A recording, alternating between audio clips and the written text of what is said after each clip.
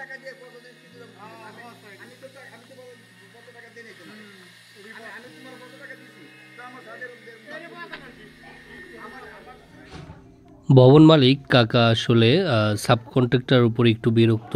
ছাদের ফিনিশিং খারাপ হওয়াতে পুরাতন শীট ব্যবহার করেছে।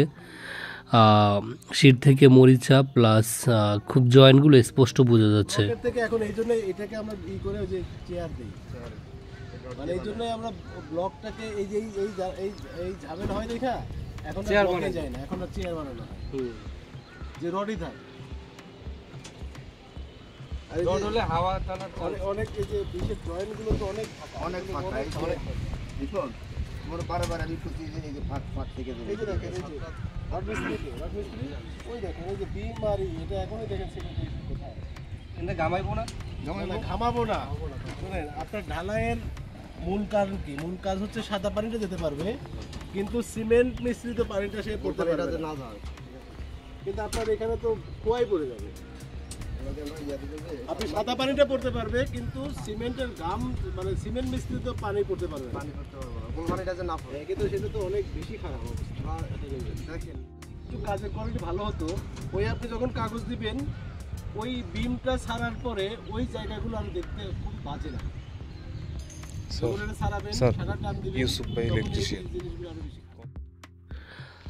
আজকে আমি এবং ইঞ্জিনিয়ার সঞ্জয় ভাই এসেছি একটা প্রজেক্টের ছাদ ঢালাই হবে, সেটা রিএনফোর্সমেন্ট ঠিক আছে কিনা। সঞ্জয় ভাই অত্যন্ত বিনয়ী মানুষ এবং প্রায় মোর দেন 20 ইয়ার্স যাবৎ প্র্যাকটিক্যালি কাজ করছেন।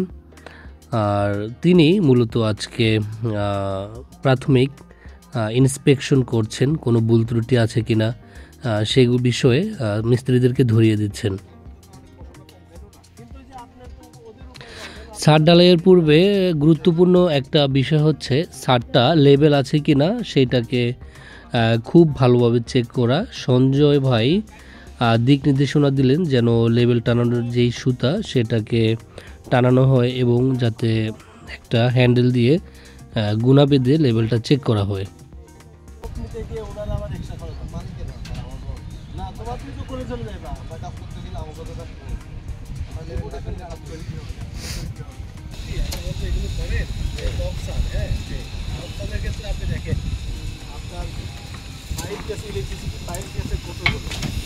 এইগুলো আপনি আলটিমেটলি ছাদের জন্য ক্ষতিকর, এটার কমায় এটার জন্য ক্ষতিকর, বুঝছেন? আর এটা আপনার তো টপ ছাদ।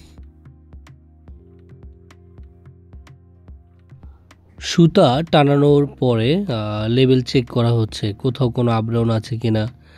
আপডাউন যদি থেকে থাকে সেটাকে সম্ভাব্য কিভাবে সলিউশন করা যায় সেই বিষয়ে দিক নির্দেশনা দিয়েছেন। আপনারা বাড়ি বা ভবন বা যে কোনো ধরনের স্থাপনা নির্মাণের ক্ষেত্রে অবশ্যই সচেতন হবেন, ভবন নির্মাণে সচেতন হবেন।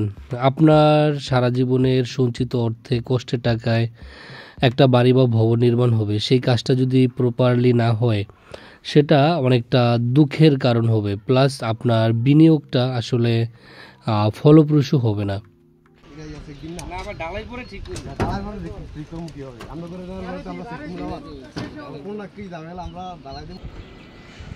ছয় ইঞ্চি পরপর অল্টারনেটর 2টা 10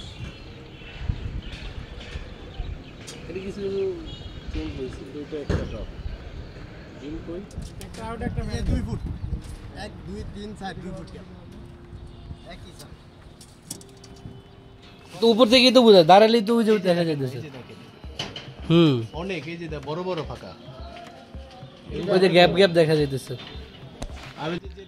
আপনাদেরকে আবারও বলি, আপনারা বাড়ি স্থাপনা কিংবা যে কোনো ধরনের ভবন নির্মাণের ক্ষেত্রে অবশ্যই প্রকৌশলীর পরামর্শ নেবেন, আর্কিটেক্টের পরামর্শ নেবেন এবং যারা টেকনিক্যাল পার্সন আছেন তাদের সাথে আলোচনা করবেন। এতে হবে কি, যদি কিছু ব্যয় হয়ও ইঞ্জিনিয়ারদের পিছনে, কিন্তু আবার আপনার ভবনটা হবে সুন্দর, নান্দনিক এবং সৃজনশীল।